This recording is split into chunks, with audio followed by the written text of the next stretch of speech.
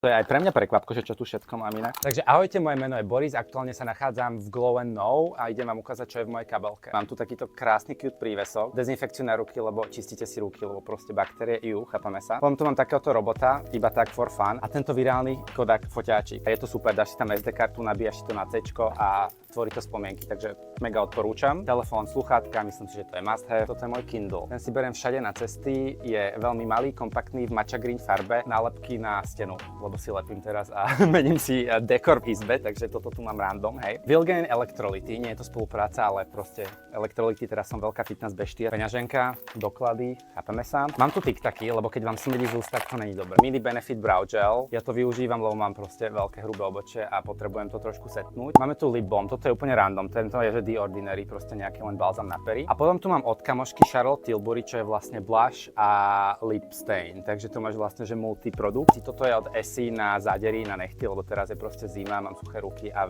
dosť to funguje. A potom tu mám od Yves Saint Laurent, to je na akné, že keď sa ti vyhodí pimple, tak si to proste tým natreš a za noc by to malo zmiznúť. Dezinfekcia na ruky. Mám tu zaujímavosť, to je že Aura Spray, to som si kúpil u dovolenky u takej spirituálnej pani, ktorá mala kryštály v miske s vodou a urobila z toho takéto spreje. Je to upokojujúce, toto je konkrétne nejaký že citrusoidný, tak vy to asi neucítite, ale mňa to upokojí a budem akože vyladený. Okuliare na čítanie, lebo už som vo veku, kedy nič nevidím, takže externá nabíjačka, voda, píte vodu, hej, keep hydrated. Mám tu parfém, aktuálne ja striedam parfémy, akože každý deň mám iný, ale toto je zrovna, že Brutal Pigmentare, je to taká korenistá, fán trošku jesenná zimná vôňa. Kľúče od domu, ja som hrával dlho rokov tenis, takže sa mi to páčilo a aspoň ľahšie nájdeš kľúče v kabelke. Kabel k externej nabíjačke. Ďakujem krásne za to, že ste si pozreli, čo je v mojej kabelke. Neviem, či vás to inšpirovalo, lebo to bolo dosť basic, ale tak to je realita mojej tašky.